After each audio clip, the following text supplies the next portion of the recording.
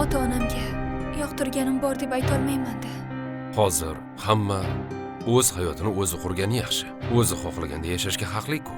Uydagilarim meni boshqasiga uzatishmoqchi.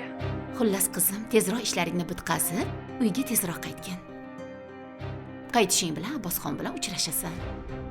Hozir uyindagilarga yolg'on gapirib turishga majburmiz. Kvartirani puli o'zimga sal qimmatlik qiladi.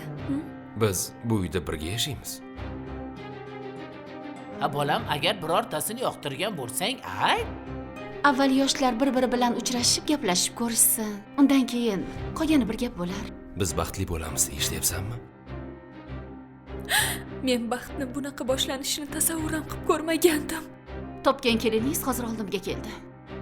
Ana uyatsiz qizingiz Nazokat Uyatsiz deyishlarini shaharda o'ynash orttirib, homilador bo'lib yurgan ekan-ku.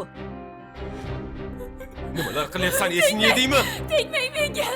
Tegmang. Nima jinni bo'lib qolganmisan? Bugundan boshlab meni qizlarimni birortasi ham o'qimaydi.